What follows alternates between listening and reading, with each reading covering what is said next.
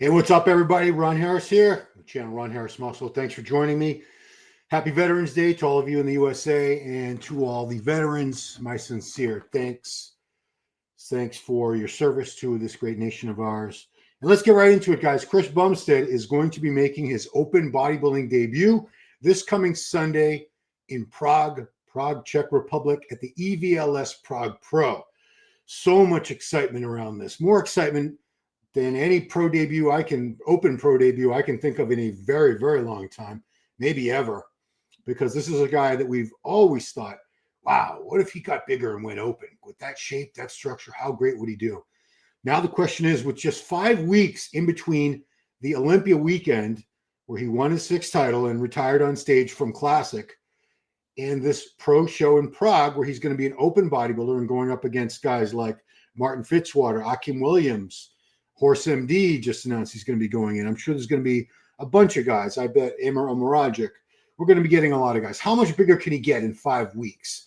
So let's take a look at the AI and see what the AI can do for him. So this is a fun thing some guy did. This is him at like 300 pounds or more, if he was like 300 pounds. So from 242 to probably about 300. This is about a 60-pound increase right there. This is just that one pose, the front lat spread. Pretty clever, though. Then we have the side chest on steroids. I mean, he's already on gear. He's just would need a lot more gear and a lot more food to look like this. So this is a good idea of how big he could probably ultimately get, Chris Bumstead, if he really wanted to. Now, those are ridiculous. Those are exaggerated, morphed. But a guy named Superset Man did some videos where he photoshopped a more realistic before and after, just made him a little bit bigger and fuller. There you can see he did it with the quads. This is a lot more realistic of what could be done in a 5-week time span with somebody who was depleted and dieted down, because I'm very, very sure that Chris Bumstead, I know he's probably just talked about this on the Fuad Real Bodybuilding podcast I haven't had a chance to listen to, but I believe he had to really struggle to get down to 242. It's not the full weight he was able to be. He probably could have been competing all this time, these past couple of years, at over 250, but he had to keep dieting down to make that weight cap for Classic. So this is a more realistic idea of what he would look like, because he's not going to be gaining muscle in 5 weeks' time. Nobody who's been training as long as Chris has, and Chris has been training, I want to say, over 15 years. He's 29. He'll be 30 in a couple months in February. He's not going to be gaining much more muscle in that short of time span. If he took a full off season and really took the gear up to a little higher level, and the food, it just ramped up everything, more calories, more PEDs. If he really trained all out to put on more size, because for these past few years in Classic, he's not really been able to train for size. He had to keep a rein on that, because if he grew too much, he'd be out of the division. He would have to go open bodybuilding. So ultimately he could do that. But what we're looking at here, this is a much more realistic. My best guess, and I want to hear what you guys have to say, my best guess on how much bigger he can be in this short amount of time is about 8 to 10 pounds, just more fullness, because you don't gain back muscle if you've lost muscle. However, he can carb up. He is resting. He can regain a little bit of the muscle that he dieted away to get down to 242. So my best guess is I think he's going to be about low 250s. I say somewhere between 250, 253. That's my best guess. So what do you guys think? Tell me what you think as far as that. Didn't sacrifice his trademark detail. Yeah, I don't know. What do I still think Beirut can beat Martin? Goku, we're talking about Chris Bumstead here. Come on. I don't know. I need to see them both. I haven't even seen like a virtual pose down between Beirut and Chris. Yeah, as far as him sacrificing detail, I don't think we're going to see him as sharp. And the only reason I say that is because he really had to struggle and deplete to get down to 242. And in divisions where there's a weight cap like 212 and Classic, we see excellent condition across the board. It's very rare that anybody comes in out of shape in 212 or Classic, sometimes 212. But we do see a lot in open because there's no weight cap, and guys will try to come in bigger and fuller, and they will sacrifice a little bit of condition, not even realizing it.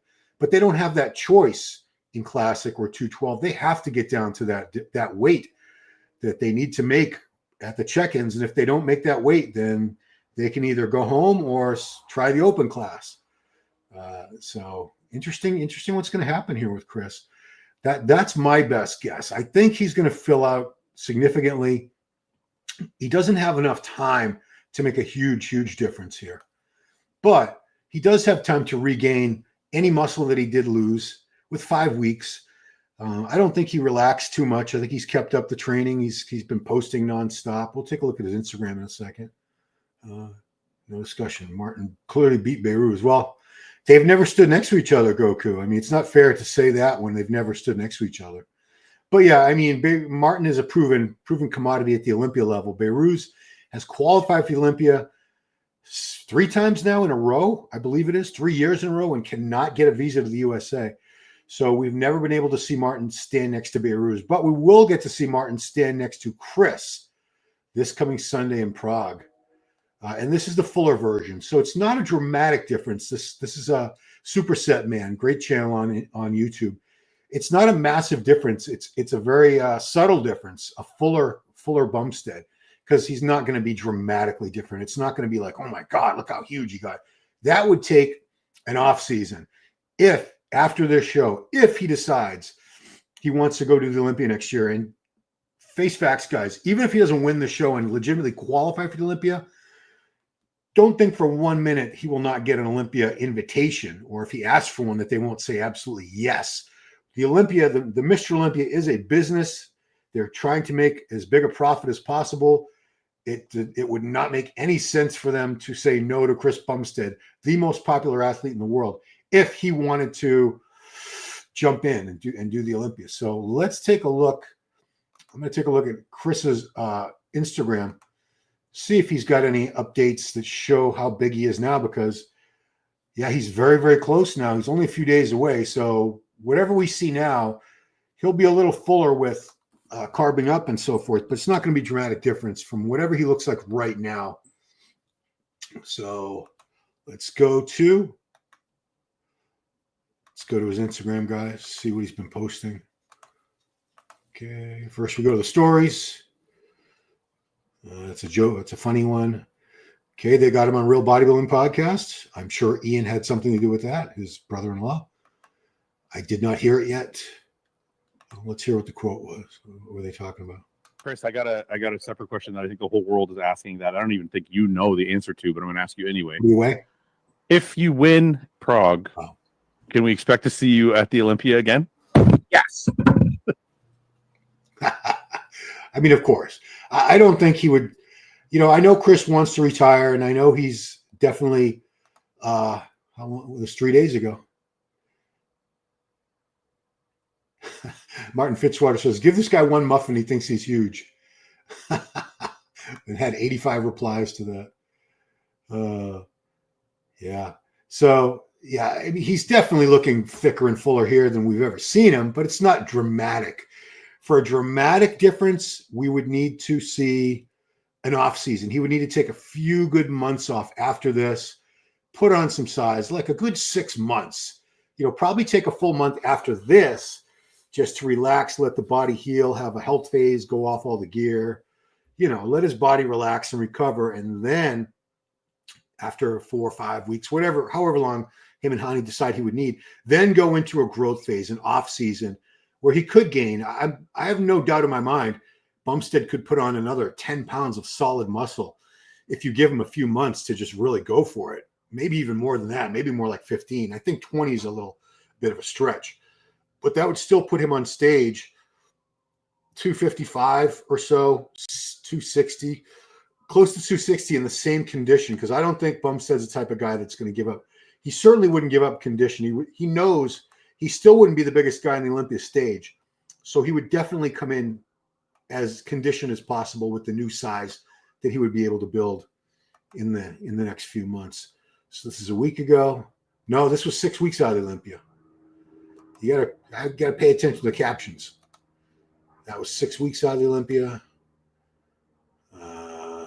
This could have been a week ago. It looks like it really was a week ago. That's back. That's backstage at the Olympia, so that definitely isn't recent. This was 3 weeks out from Prague, so this was 2 weeks ago. This was 2 weeks ago.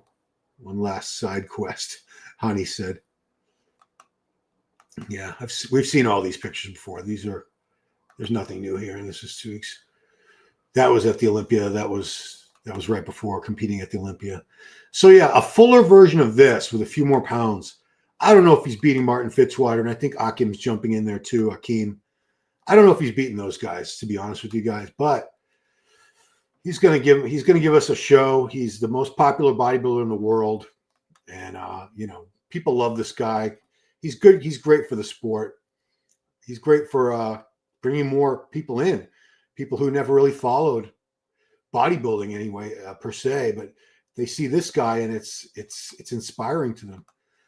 Henry says, Chris is this generation's Arnold. If he wants enough, Chris will do what he wants to win. I'm sure Chris 100% competing in the open class. Yeah, Henry, I could see him doing the Olympia once, just the Olympia. I don't think he wants to necessarily. I don't believe he wants to make a career out of open bodybuilding and continue years and years of competing. I think he wants to be done, but maybe one more year. I could see where he could possibly either win this, or even if he takes like top 3, 4, whatever he places. If he wants to go to the Mr. Olympia next year, they're not going to say no. They've given special invitations to so many people for, things like the late Cedric McMillan. One year he had army maneuvers and he couldn't make it. Rami got COVID at the show he was supposed to qualify. They gave him the invitation. He ended up winning the show that year, 2020. Derek Lunsford got the invitation in 2022 because he felt he had outgrown the 212 division, and they let him in. He took second Hadi Chupan. I always want to say Hani and Hadi. I mix up their names all the time. So I could see Chris doing one more open show after this, and that would be the Mr. Olympia. He's not going to just pop up at even a show like the Arnold or Pittsburgh or Dubai. I think he would want to go out one last time on the Mr. Olympia stage. I could definitely see him doing that. Willie, I don't know. I mean, I was correct when I called that he would retire on stage after winning. I was saying that back in January, February of this year. I was saying, I bet you guys, especially because when he had the baby, I think I even said this before his daughter was born. I said, being a dad and everything, Chris is very conscious about his health. I think he's going to bow out. He's going to retire on stage after getting number 6 this year. And sure enough, that's what he did at 29 years old with 6 Olympia titles. So I'm showing these comparisons with him and Martin Fitzwater, that's the top ranked guy. That's the one he's really got to beat at this show, because Martin was 4th place at this last Olympia. And I would not have argued if he had been 3rd. A lot of people are saying that. And it's no disrespect to Derek Lunsford. It's just Martin's very, very good. I didn't see this coming a couple of years ago. I knew Martin would be very good. I didn't see him as a potential Mr. Olympia. Now I could see that. He's not missing anything. No, he's not as tall as Samson or Andrew Jack. He doesn't fit into that mold.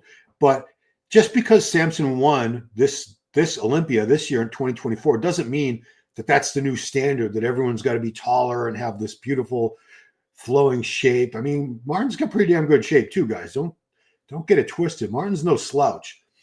But yeah, I don't see Chris being able to beat that. Even the fuller version of Chris is still not going to be able to match or even come close to Martin in terms of mass and fullness and thickness. With an off season, if Chris could put on another 10 to 15 pounds of real lean tissue that he's never had before, which I believe he's capable of. He's a 29-year-old man. He's still very young. Then, because he does have this beautiful shape and structure, symmetry, all those good things, then I could definitely see him making a run for the Mr. Olympia title. Would he beat guys like Hadi and Derek and Andrew and Samson? I don't know. But he would not be out of place up there. Just because these guys we have a 300-pound Mr. Olympia doesn't mean you have to be 300 pounds to be Mr. Olympia, or you have to be 5'11" or 6 foot, because you guys can't seem to make up your mind as to how tall Samson is. Mike Van Wyck, you guys are arguing all over the place about how tall he was. 5'10", 5'11", 6 foot, 6'1". Who knows? God only knows. We may never know how tall he really is. So one last look at these two. Yeah, so this is coming up this Sunday, guys. Wingsofstrength.net is the website where you can get the pay-per-view. I predict the pay-per-view for this is going to get as many views as the Olympia, if not significantly more. The excitement around Chris Bumstead making his open debut is just, it's beyond comprehension how many people are really interested to see. Of course, the Olympia is our showpiece. That's our Super Bowl. That's our big, big draw for the whole year, what we all wait for. It's very rare that a post-Olympia show gets this much attention, and it's 100% because Chris Bumstead's in it. If Chris wasn't doing this show, it would still be a great show. You know, guys like Martin, Akeem, Horse MD. I'm sure there's going to be some awesome European guys jumping in. The list hasn't come out yet as we're speaking now on Monday afternoon, 2:26 p.m. Eastern Standard Time. So I'm not sure. I'm pretty sure Raphael said he was not going to compete because he just wanted to score his Olympic qualification for 2025 and then be done. Sean Clarita is looking really good. C-Bum versus Sean Clarita. This is a good one. This is a good one because it shows the Clarita as he looked the year before, the bigger, fuller version of Clarita, which is what we're going to see because he's already up. Clarita is already up to 180 fasted in the morning. I think he was 174 on stage of the Olympia. So he's probably going to be a solid 10 pounds bigger and fuller. He's someone who went way down and got depleted for the Olympia, over dieted, not his best look. 100% believe he's going to be closer to this look that we're looking at right here. So, you know, I'm not even sure Chris can beat him. And it's no disrespect to Chris. And if I said it vice versa, it's never any disrespect when I say something like that. I mean, Bumstead has a very, very wide structure. If you look at this comparison, this is going to be Chris. This is Chris and Sean as they appeared at the last Olympia. Someone did a mock-up as to how they'll compare in Prague, but he's already bigger and fuller than this Clarita, and we know Bumstead's also going to be bigger and fuller. So this is a smaller version of both men than what we're actually going to see on stage Sunday in Prague. My good friend Giles Tiger Thomas doing the pay-per-view commentary. I'm just a little jealous, just a little envious. I wish I was there, especially if Chris does not do, if he doesn't do the Olympia, if this is a one and done thing for Chris, Giles will be able to say he was there the only time Chris Bumstead ever competed in open bodybuilding. And I know the tickets for the show, they were close to being sold out. I don't know how many tickets they still had available, but I did hear from a reliable source that as soon as Chris announced he was doing this Prague show, the tickets sold out within 10 minutes. And that's just people that are right there in Europe that can go and check it out live and in person. How many views does the Olympia get? I think, don't quote me, Giles actually knew the number. He's great with numbers. He remembers things like, I wish I could agree. I think he said they had 7,000 buys. So 7,000 at $75 each. He broke it down so you could do the math. It came out to about $500,000, I think he said it was $580,000 in pay-per-view money that they got because he had speculated. He asked Jake Wood, because he just saw him in Romania the other day, if they decided at the last minute to bump up the Mr. Olympia prize money for first place to $600,000 the way they did, just because the pay-per-view did so well that now they had all this extra money. But it was not a last-minute decision. It had already been planned ahead of time. But I predict this show, the Prague show, they're going to get as many pay-per-view buys as the Olympia. I think they're going to get more just because most of us cannot get to Prague. But, you know, we all have phones. We all have computers, laptops, whatever. So everybody can get a chance to see it on pay-per-view live. It's going to be 7 hours ahead. So I'm going to check that out. Let's go to the schedule, guys. Wings of Strength.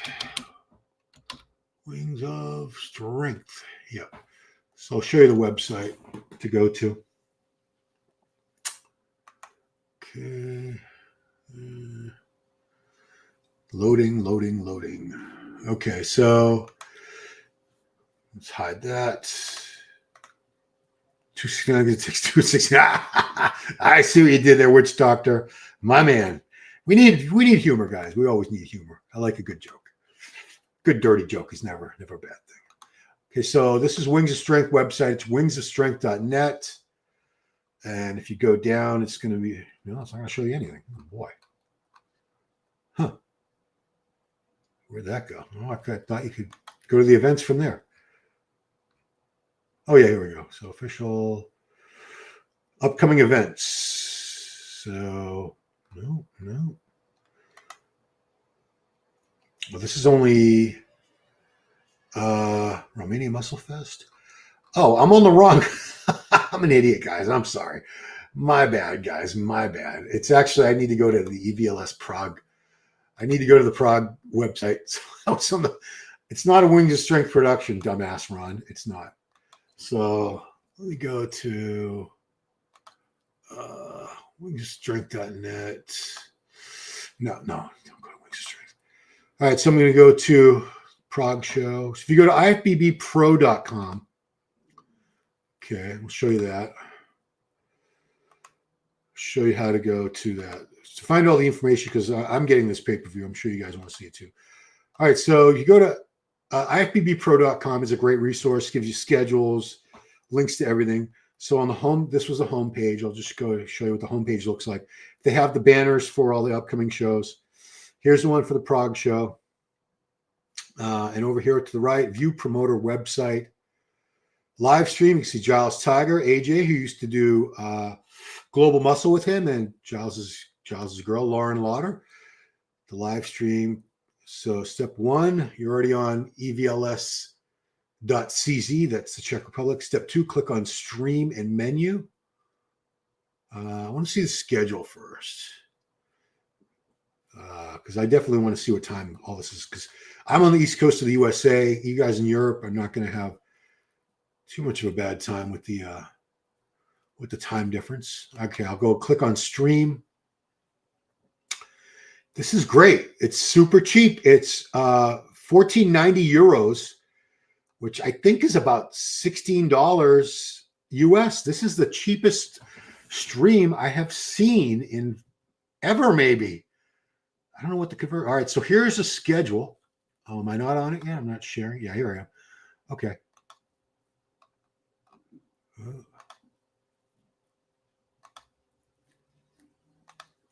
Oops. All right, let me share it again. I messed that up. Okay. All right, so I'm on the stream section right here. Like I said, it's pretty cheap. It's reduced from 19.90 euros to 14.90 euros. Nice and cheap. They got special guest Roddy Coleman. All right, so stream program Saturday. Finals and pro cards. Okay, so Saturday is an amateur show. Pro Open. Okay, so, oh no, wait. Oh, geez, this is both days. Saturday and Sunday. I didn't realize this is two. Wait a minute. Women's figure, women's class physique. But ceremony finals. Okay, good thing I looked at this, guys. It looks like the men's open judging is actually Saturday night, 8 p.m., which is 1 p.m. here for me. So good thing I looked at this. I thought everything with the pros was happening on Sunday, but now you can see, if you're looking at this, this is on the link that you click on from the EVLS website to go to the pay-per-view. So Saturday at 8 p.m. is the Pro Men's Open. That is 1 p.m. for me. Make a note of that. Judging Saturday. Saturday, 1 p.m. after all the amateur stuff's over. And Sunday is going to be the finals. Men's Open at 5 p.m. Looks like that's the last division one. So 5 p.m. is when it starts. The finals on Sunday, which is 10 a.m. for me. Sunday. However, we got to get through women's figure, women's wellness, bikini, physique, class physique, 212 open. I'm taking a wild guess and saying they won't go on. Men's Open, Bumstead and Martin and Akeem and those guys, Horse MD, they won't go on probably for a good 2 hours into that. To be safe, I'm going to say 2 hours. But I'm going to be watching, keeping an eye on that, the whole thing.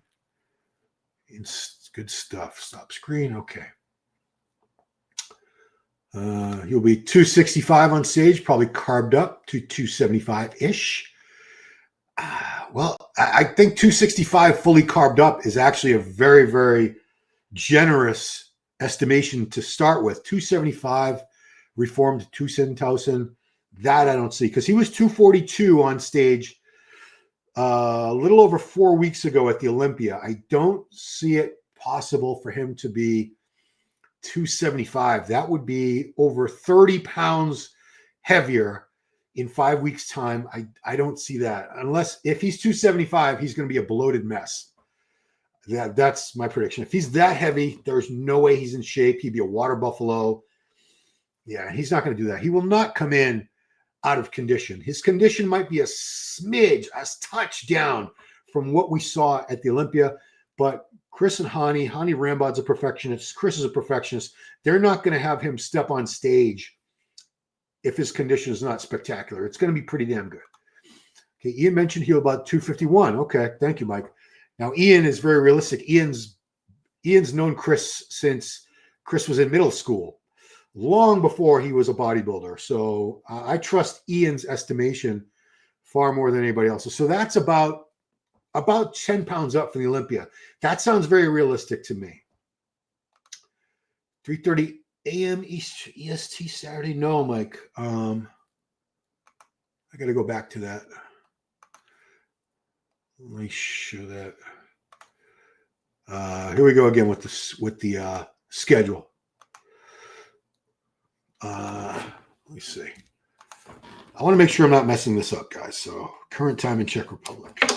Let's ask the phone. Current time in Prague. Okay. It's 8:30 over there. Oh, they're 6 hours ahead. 6 hours ahead of me and Mike. Mike's in Florida. Okay, so it's 2:38 here for me. It's 8:38. So they're 6 hours ahead. 6 hours ahead. So Saturday. Am I showing this? Is it on screen? Yeah. It's really small. It's really hard to see, I know. Saturday judging is going to be 8 p.m. Saturday in Prague. That's 2 p.m. here in the East Coast of the United States. Finals happen the next day on Sunday. 5 p.m. 5 p.m. finals.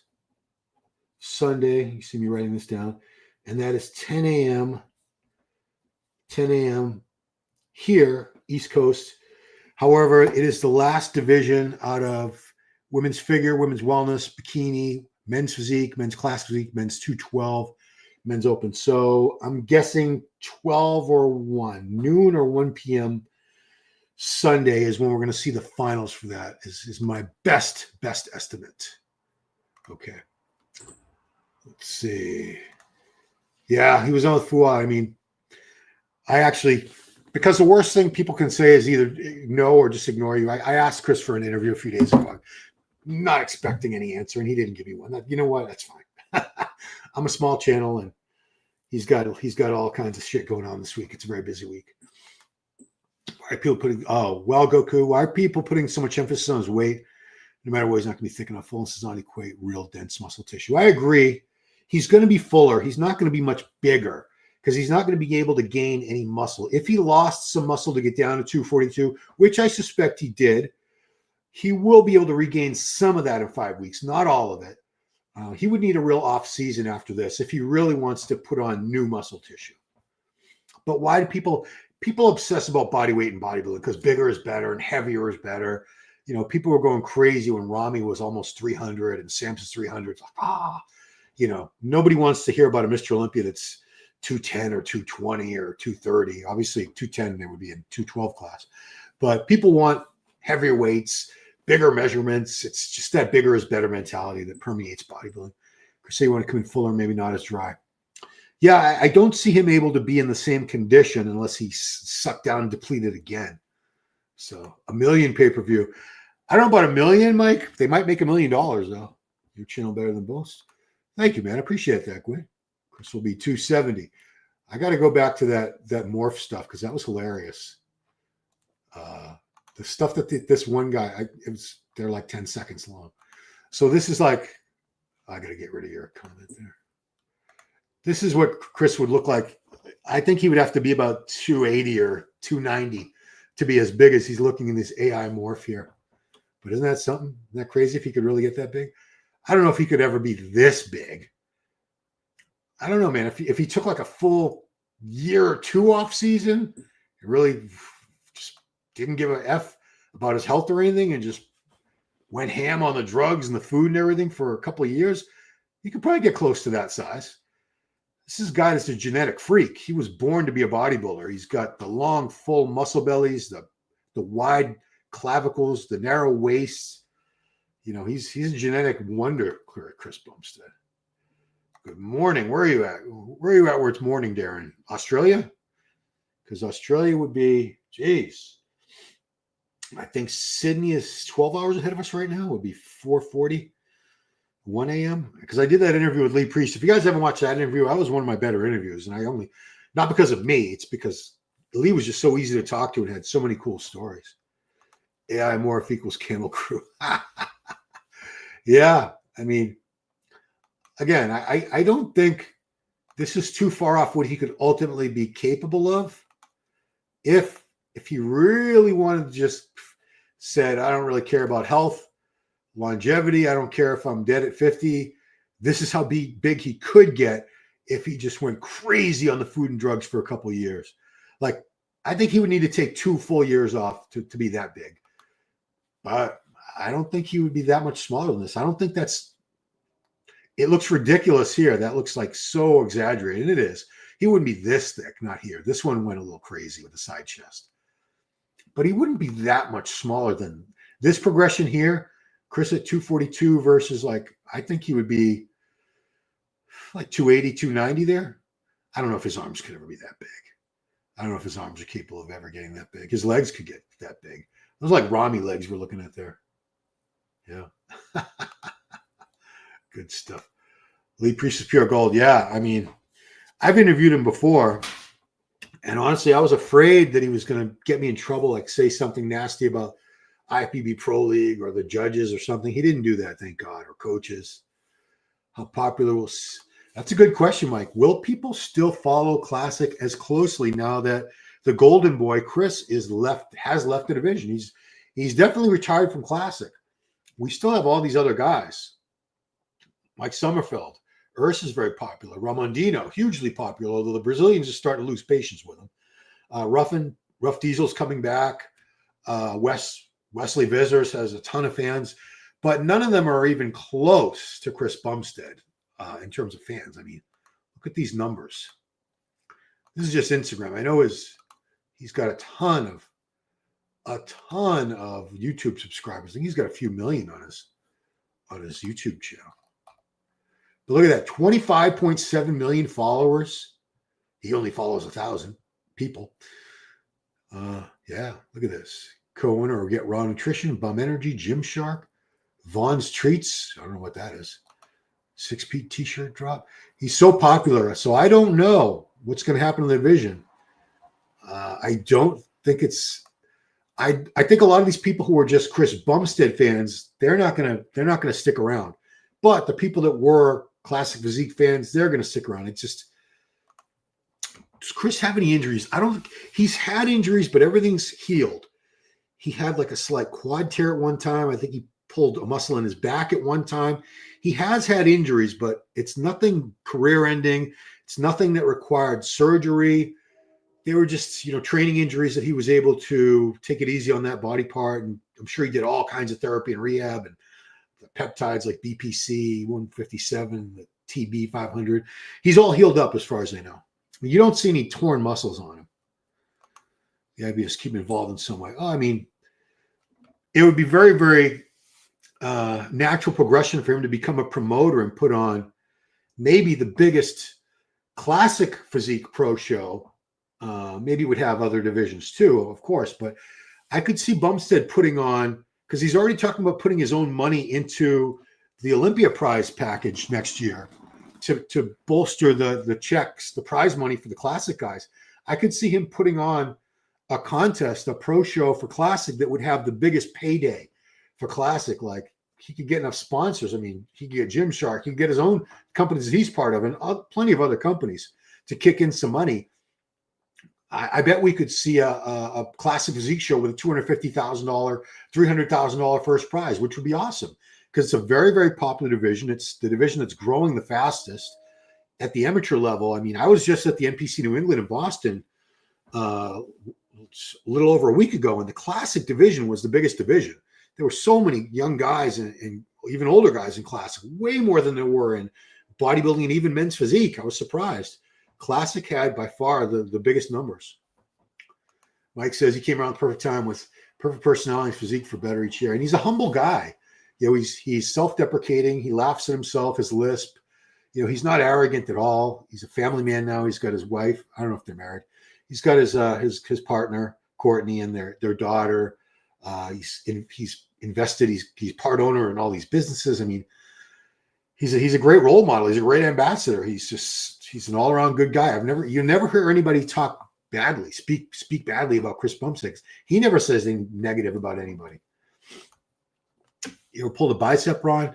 I have, yeah. It actually happened one time when I tried to do.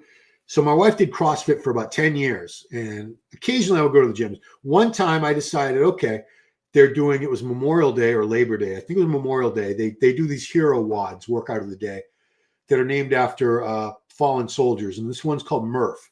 And I can't remember what the whole workout was, but part of it was you had to do either chin-ups or chin-ups on a ring or bar after like running, and you had to do all these. It was like all these exercises in a row. And anyway, I was doing the pull-ups and I pulled a bicep doing that. And I was like, mother effer, all these years, I never hurt my biceps training as a bodybuilder doing curls. I do CrossFit one day and I pulled my damn bicep. Promoter would be great to show me. The Chris Bumstead Classic. Come on. What Classic guy wouldn't want to compete in the Chris Bumstead Classic, especially if first prize is $200,000, $250,000, $300,000, $500,000? You know, the sky's the limit, because Chris is so popular. He has so much influence. Who wouldn't want to sponsor the Chris Bumstead Classic, the biggest Classic Physique show in the world? Maybe he could put it on in like Miami or something. I'm just spitballing here, but it would be very, very popular. Gary D says, I believe Chris almost got beat his last Olympia. Can't ever win Open, Mr. Rose. Yeah. Oh, I don't see Chris ever winning the Mr. Olympia. I could see him being top 5 with a lot more size. I don't think he's ever going to be able to hold the mass and the aesthetics and everything the way that we want him to. That's just my speculation, but I agree. All right, guys. Well, that has been quite a speculation there we've all had. So if you're watching this on the replay, drop a comment below. What do you think Chris Bumstead is going to weigh? What does he need to weigh? Remember, it's a 5-week turnaround from the Olympia, from his victory at the Classic Physique Olympia for the 6th time in a row, to this open debut coming this Sunday at the EVLS Prague show. And again, that pay-per-view, I'm going to go here so you can find it. Oops. Yeah, you had to go to evls.cz, and then it took you to the Instagram. I'm sorry, it took you to their pay-per-view. Yeah. So, yeah, I'm going to put this in the description, guys. I'll put that in the description for you. Anyway, guys, that is all for now. Appreciate you watching again. Happy Veterans Day. And my sincere thank you from the bottom of my heart to all the veterans out there in the USA who served our nation. You know, we wouldn't be here. We wouldn't have our freedoms without you guys. Last comment, pretty sure I tweaked my bicep. Oh, okay. My bicep it was a small, you know, it all depends on how severe the tear was. I laid off bicep training, back training for about 3 weeks, bicep training for about 6 weeks, and it was fine after that. It was because it was a minor tear. It hurt, but there wasn't any bruising or anything. It wasn't a full tear. If it's really bad, get an MRI. If you have health insurance, get an MRI. It might be something that requires surgical reattachment, maybe not. But if you have health insurance, and you can get MRI, no problem. Get it done. What the heck? Why not? Anyway, guys, that's all. I want to thank you all for watching today. Appreciate it so much. I'm going to go walk Branch, the Bubba's, my dog, my lovely pit bull. And I will see you. We're going to do a preview of this show, Giles and I, for Power Hour. We also want to do a 1-year anniversary of MD being gone on Wednesday. So please turn on your notifications and you'll see when we're going live with that. I want to do that with Jen and Giles, the three of us, talking about, the legacy of MD and, what we miss, what we don't miss. Anyway, it'll be a fun show. So make sure you're got your notifications on so you check that out. That's it, guys. So appreciate you watching so much. Thanks, and I'll see you all later. Bye-bye.